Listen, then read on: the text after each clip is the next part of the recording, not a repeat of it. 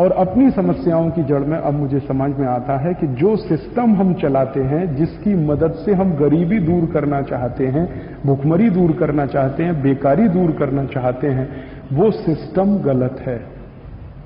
क्यों गलत है?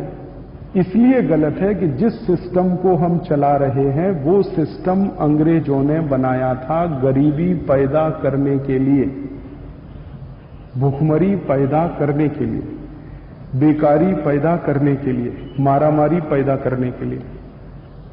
हम दुर्भाग्य से वही सिस्टम को चला रहे हैं जो अंग्रेज हमें देकर गए थे।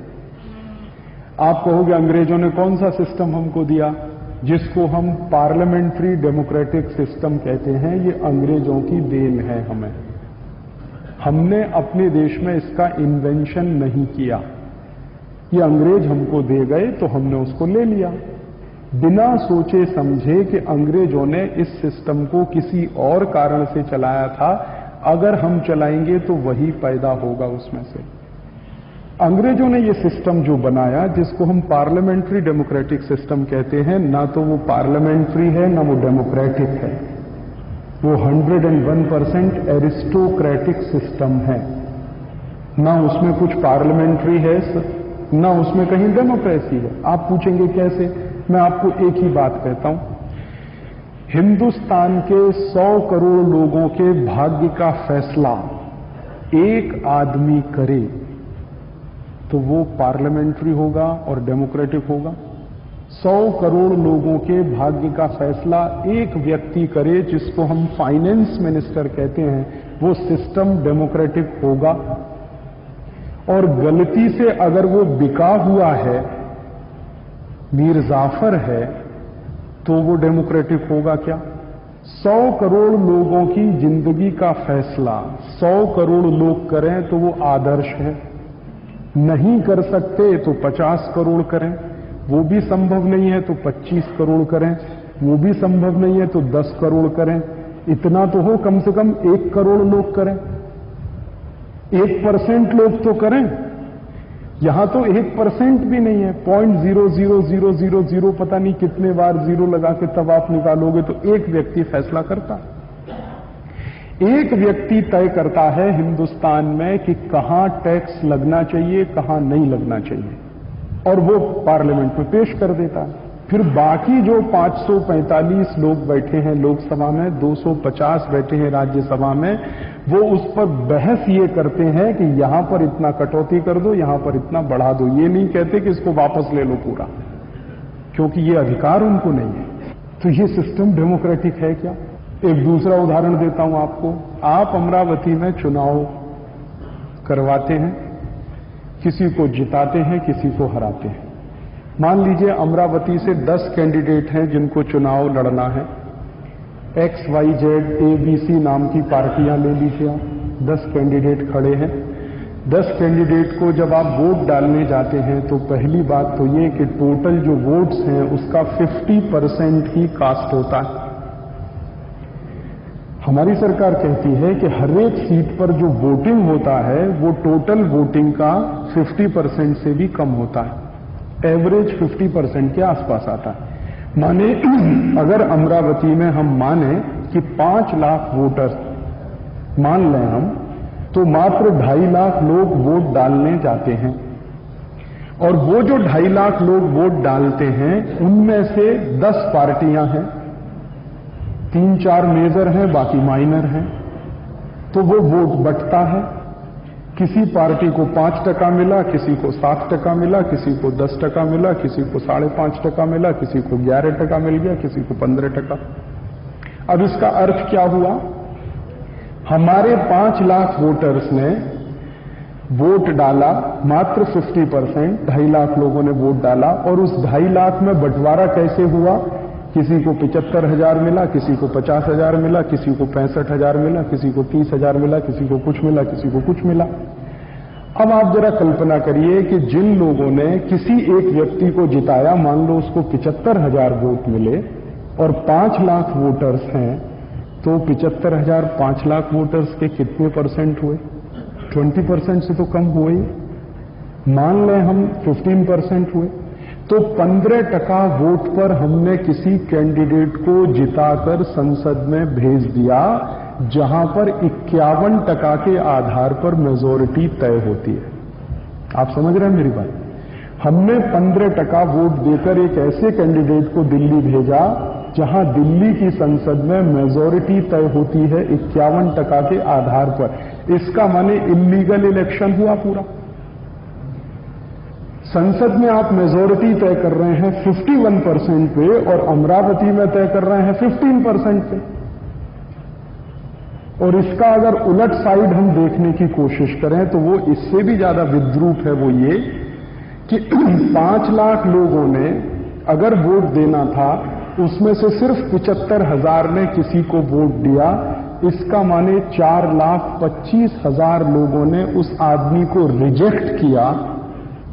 तो जिस आदमी को 85% लोगों ने रिजेक्ट किया, उसको आप अपना प्रतिनिधि कहते हैं और उसके हाथ में पूरा बजट दे दिया आपने कि 100 करोड़ लोगों का भाग्य तय कर दो तुम। है कहां डेमोक्रेसी? ये तो डेमोक्रेसी के नाम पे बहुत बड़ा फ्रॉड है जो चलता है इस देश में। अगर डेमोक्रेसी होती तो डेमोक्रेसी में जो पार्टिसिपेशन होता है और जो पॉलिसी मेकिंग डिसीजन होता है वो 51% के आधार पर होता है कि 51% जो कहेंगे वो माना जाएगा, 49% जो कहेंगे वो नहीं माना जाएगा। यही तो है ना डेमोक्रेसी की एक मेजर डेफिनेशन। डेमोक्रेसी माने जहां 51% लोग एक बात कहें तो वो मानी जाए, 49% कहें वो नहीं मानी जाए। यहां तो हम देख रहे हैं कि 15% ने कह दिया, उसी को मान लिया। फिर कई बार मैंने संसद में देखा है कि कोई विधेयक पारित होने के लिए लाया गया, कोरम पूरा नहीं है। कोरम माने क्या कि जितने सांसद हैं, खासदार हैं, उसका 10% सदन में रहना ही चाहिए कम से कम। माने 545 हैं तो 54 माने एमपीज रहने चाहिए वहां पर। कई बार होता है 10 बैठे हैं, 15 बैठे हैं, 20 बैठे हैं, है ही नहीं, पूरा सदन खाली पड़ा। और बेचारा वो स्पीकर घंटी टन टन टन टन टन टन करता रहता, आ जाओ आ जाओ आ जाओ, तो वो बैठे मटर गश्ती करते रहते हैं वहां एनेक्सी में। मैं पार्लियामेंट बहुत बार गया हूं, खासदार सदन में नहीं बैठते, एनेक्सी में बैठे रहते, गप्पे मारते रहते, अखबार पढ़ते रहते, मैगजीन पढ़ते रहते हैं। अभी हमारे स्पीकर महोदय ने एक खासदार को भयंकर डांटा था। एनेक्सी में एक कुर्सी पर पैर रख के दूसरे कुर्सी पर बैठकर वो कुछ अखबार पढ़ता था और उसने कहा कि भाई साहब ये आपका घर नहीं है, ये पार्लियामेंट है। उसको बताना पड़ा कि ये आपका घर नहीं है, ये पार्लियामेंट है, यहां इस तरह से बैठना परमिसिबल नहीं है। तो ऐसे ही बैठे रहते हैं सब खासदार वहां पर, सदन में नहीं बैठते। अब सदन में नहीं बैठते और नियम बन जाता, कानून भी बन जाता है। तो सदन क्या करता है फिर? वो कहते हैं एक इमरजेंसी रूल है पार्लियामेंट में, वो ये कि अगर सदन में कोरम पूरा नहीं है तो भी जो मेजॉरिटी वोटिंग होगा वही कानून बन जाएगा। तो इसका अर्थ यह हुआ कि अगर 20 सांसद बैठे हैं, उनमें से 11 ने एक बाजू में वोट कर दिया तो देश को बेचने का समझौता भी हो जाएगा। आप इसी को डेमोक्रेसी कहते हैं। उन्होंने इमरजेंसी रूल बना रखा है। वैसे तो वो कहते हैं कि कोरम पूरा होना चाहिए, तो मैं मानता हूं चलो कोरम भी पूरा कर लें। 54 एमपीज हैं, तो इसका अर्थ क्या हुआ?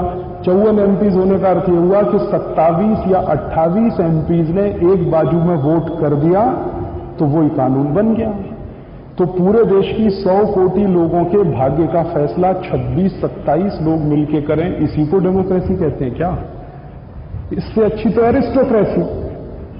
तो हमारे देश में जो हम डेमोक्रेटिक सिस्टम मानते हैं या चलाते हैं, वो कहीं से भी डेमोक्रेटिक है ही नहीं।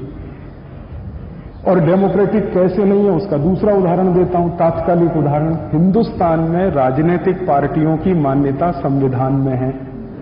तो राजनीतिक पार्टियां अपना मैनिफेस्टो बनाती, मैनिफेस्टो लेकर वो आपके पास आती हैं। एक पार्टी कहती है कि हम गरीबी दूर करेंगे, भूखमरी दूर करेंगे, बेकारी दूर करेंगे। दूसरी पार्टी भी कह रही है गरीबी दूर करेंगे, भूखमरी दूर करेंगे, बेकारी दूर करेंगे। तो एक पार्टी कहती है कि हमारा रास्ता समाजवाद का होगा, दूसरी पार्टी कहती है नहीं हमारा रास्ता राष्ट्रवाद का होगा। अब आप उसमें चॉइस करते हैं कि भाई अपने को राष्ट्रवाद पसंद है तो चलो इनको वोट दे दो। कोई कहेगा नहीं अपने को तो समाजवाद लगता है तो इसको वोट दे दो। उनके रास्ते डिफरेंट हैं, गोल तो एक ही है ना। सभी पार्टियां ये कहती हैं गरीबी दूर करेंगे, भूखमरी दूर करेंगे, बेकारी दूर करेंगे, मारामारी दूर करेंगे, आपको सुख समृद्धि वाला जीवन देंगे, और उनकी बातों पर अगर जाइए तो स्वर्ग ला के दे देंगे आपको जमीन पे। ये चुनाव से पहले की बात कर रहा हूं। चुनाव के बाद तो फिर वो गधे को भी देखना बंद कर देते हैं, लेकिन चुनाव से पहले तो वो ये भी कह देंगे कि आपको स्वर्ग उतार कर दे देंगे जमीन पर, आप कहोगे तो हथेली पे जान निकाल के दे देंगे आपके लिए। आप बोलो तो सही, आपको क्या चाहिए? आप दूध मांगोगे, हम आपको बासुंदी देंगे, बासुंदी मांगोगे, हम आपको पेड़ा खिलाएंगे। तो सभी पार्टियां ये वायदा करती हैं और आप उसके हिसाब से सिलेक्शन करते हो कि हमें इस पार्टी को देना, उस पार्टी को देना। ठीक है भाई, आपने तय कर लिया, इसमें आपके अधिकार को मैं नहीं कहता हूं कि आपको समाजवाद का रास्ता अच्छा, आप समाजवादियों को दे दीजिए, राष्ट्रवादियों को लगता है राष्ट्रवादियों को। लेकिन फिर क्या हुआ कि आपने जिनको एक प्रोसेस से गरीबी, भूखमरी, बेकारी दूर करने के लिए वोट दिया, कल को उन्होंने संसद में जाकर उसके ठीक विपरीत प्रोसेस वालों के साथ गठजोड़ कर लिया और सरकार बना ली, तो इसी को डेमोक्रेसी कहते हैं क्या? अभी जो सरकार चलती है, जिसको हम एनडीए कहते हैं, इस सरकार में धुर विरोधी, एक राष्ट्रवाद वाले, दूसरे साम्यवाद वाले, ऐसे 21-22 पार्टियां हैं। धुर एक दूसरे के विरोधी, एक दूसरे को गाली देने वाले, एक दूसरे का चेहरा नहीं देख सकते, एक मिनट उनको देखना पसंद नहीं है। उन्होंने आपसे अपने अपने एजेंडे पे वोट मांगा, जब आपने वोट दे दिया उसके बाद वो आपको भूल गए, सदन में जाकर आपके विपरीत विचारों वालों से गठजोड़ करके सरकार बना के बैठ गए। अब आप कहते हैं यही डेमोक्रेसी। ये तो मजाक है हमारे देश में, और ये मजाक दिल्ली से नहीं, नीचे से लेकर ऊपर तक चल रहा है। तो मैं कहना यह चाहता हूं कि जिसको हम पार्लियामेंट्री डेमोक्रेटिक सिस्टम कहते हैं, ना वो पार्लियामेंट्री है ना वो डेमोक्रेटिक है, वो शायद बहुत ही अनपार्लियामेंट्री है। अनपार्लियामेंट्री ऐसे कहता हूं, हमारे यहां एक मुहावरा बन गया कि भाई पार्लियामेंट्री लैंग्वेज यूज करो, माने गाली वाली मत दो किसी को। सबसे ज्यादा गालियां तो पार्लियामेंट में, आप देखो सबसे ज्यादा गालियां हिंदुस्तान में अगर आप सुनना चाहते हैं तो एक दिन पार्लियामेंट में जाकर बैठ जाइए आप, और दूसरे दिन आप जाना पसंद नहीं करेंगे। हम कहते हैं पार्लियामेंट्री बनो, माने अशिष्टता की बात मत करो। जितनी अशिष्टता इस समय पार्लियामेंट में है, कहीं आपको दिखती है? कोई किसी का माइक से सिर तोड़ रहा है, कोई किसी की धोती खोल रहा है, कोई किसी की पैंट खींच रहा, यही सब तो है ना असेंबली में भी और पार्लियामेंट। मैं उत्तर प्रदेश का रहने वाला हूं, मैं देख चुका हूं ये दृश्य मेरी आंखों से। उत्तर प्रदेश असेंबली में ऐसा 2 बार हो चुका है। एक दूसरे आमदार ने एक दूसरे का सिर तोड़ा था माइक का डंडा निकाल के, तो फिर किसी तीसरे को लगा तो चप्पल उठा के फेंकी, चौथे को लगा तो उसने मेज उठा के फेंक दी किसी के खोपड़े, फिर एक ने तो किसी बहन की साड़ी पकड़ के खींची। यही पार्लियामेंट है, इसी को हम पार्लियामेंट्री सिस्टम कहते हैं। कहीं है नहीं, ना तो पार्लियामेंट्री है ना डेमोक्रेटिक है। तो फिर ये है क्या? ये सिस्टम हमारे देश में वास्तव में एरिस्टोक्रेटिक है, जिसमें कुछ 2, 4, 5 लोगों को सब कुछ फैसला करने का अधिकार है, बाकी को सिर्फ उसको फॉलो करने का अधिकार है। आप उसे क्वेश्चन भी नहीं कर सकते। प्रधानमंत्री ने फैसला ले लिया तो पूरे कैबिनेट को मानना ही पड़ेगा, चाहे वो कितना ही गलत हो, क्योंकि सिस्टम में लिखा हुआ है कि प्राइम मिनिस्टर कभी गलत नहीं होता, जो फैसला करे कैबिनेट को मानना ही पड़ेगा। अगर आप नहीं मान सकते, कैबिनेट से रिजाइन करिए, सरकार से बाहर जाइए। यही पार्लियामेंट होता है क्या? यही डेमोक्रेसी है क्या? डेमोक्रेसी तो वो होती है, हम हमारे परिवार में देखते हैं कि कहीं कोई गलती अगर हो गई तो आपको तो गलती सुधारने के लिए रास्ते बने हुए हैं। डेमोक्रेसी तो वहां है, सोसाइटी में डेमोक्रेसी है। हमारे समाज में पार्लियामेंट से ज्यादा डेमोक्रेसी है। गांव में अगर कोई गलत फैसला हो गया और कई लोगों ने ऑब्जेक्शन कर दिया तो उसको सुधारने के लिए कोशिश की जाती है फिर कि गलत हो गया, ठीक कर लो उसको। वहां तो एक गलत फैसला हुआ तो करना ही है उसको, तो आप वापस नहीं ले सकते उसको। तो ना तो ये सिस्टम पार्लियामेंट्री है ना ये डेमोक्रेटिक है, ये वास्तव में एरिस्टोक्रेटिक सिस्टम है। और ये हमने क्यों लिया है? ये हमारी मूर्खता है कि अंग्रेज जब हिंदुस्तान छोड़कर जा रहे थे तो हमें ये बहस करनी चाहिए थी कि तुम्हारा दिया हुआ सिस्टम हम चलाएंगे या हम हमारे लिए अपना नया सिस्टम बनाएंगे, वो बहस अपने देश में नहीं हो पाई। वही देश का सबसे बड़ा दुर्भाग्य है।